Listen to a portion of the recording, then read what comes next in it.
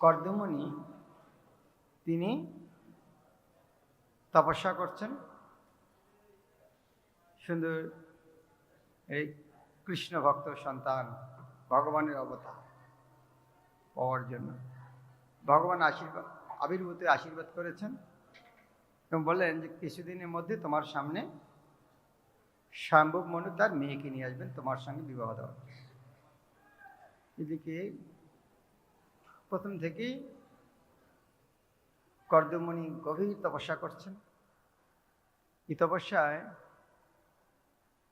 ভগবান সন্তুষ্ট হয়ে স্বয়ং এসেছেন। এসে তার তপস্যা এত সন্তুষ্ট হয়েছেন, তার চোখ দিয়ে জল বেরিয়েছে। আমরা জল বেরোনোর অনেক কারণ থাকে, আবেগে দুঃখে হয়, আনন্দের আবেগেও হয়। ভগবানের চোখ দিয়ে জল বেরিয়েছে কর্দমণির তপস্যায়। চিন্তা করুন তাহলে তপস্যা কিরকম জিনিস। ভগবান বলেছেন মাত্র তপস্যা হচ্ছে তো ভগবানের হৃদয়। ভগবান বলছে তপস্যা দ্বারা আমি জগৎ সৃষ্টি করি। তো এমন তপস্যা করেছেন ভগবানের প্রীতির জন্য, ভগবানের চোখ দিয়ে জল বেরিয়েছে। আর হিরণ্যকশিপু তপস্যা করেছেন, এমন তপস্যা করেছেন তার মাথা দিয়ে আগুন বেরিয়েছে। উপরের গ্রহলোকের মহালোক তারা কেউ থাকতে পারছে না, তার উপরে অন্য স্বর্গের তার কেউ থাকতে অন্য অন্য গ্রহলোকে চলে যাচ্ছেন। এই ভক্তের তপস্যা আর অভক্তের তপস্যার মধ্যে কি পার্থক্য। এখানে ভক্তের তপস্যায় ভগবান সন্তোষ চোখ দিয়ে জল বের হচ্ছে, এক দুই ফোঁটা নয়, এমন জল বেরিয়েছে। সেখানে একটি সরোবর হয়েছে, তার নাম হচ্ছে বিন্দু সরোবর। আর যেখানে চিন্তা করুন ভগবানের চোখের জল দিয়ে সরোবর হয়েছে, সে আশেপাশের গাছপালা পশু পক্ষী গাছলতা তাদের অবস্থাটা কী হবে। যে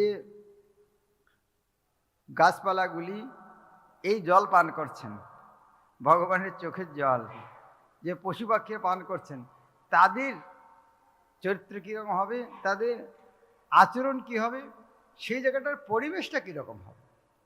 তাহলে একজন শুদ্ধ ভক্তের জন্য একটা পরিবেশ কি হতে পারে, সেই জায়গার সুন্দর বর্ণনা আছে, যে বিন্দু সরোবরের বর্ণনা।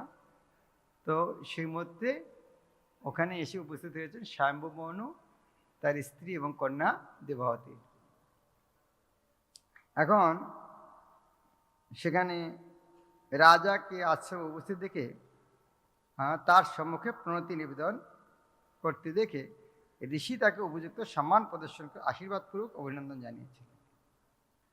স্বয়ম্ভব মনু সারা জগতের রাজা, তিনি এসে প্রণাম করছেন কাকে?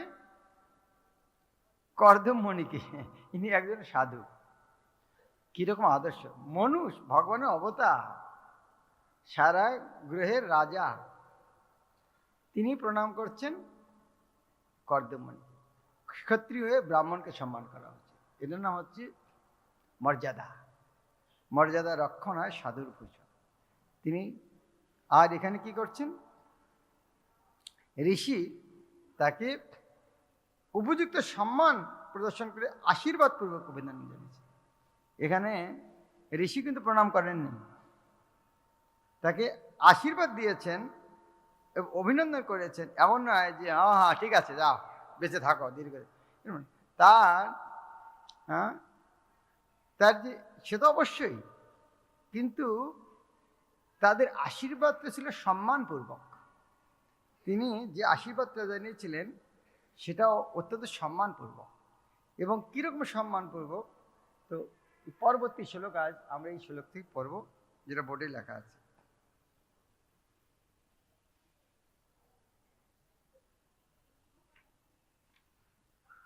নূনম চক্রমণম দেব শতং সংরক্ষণয়াতে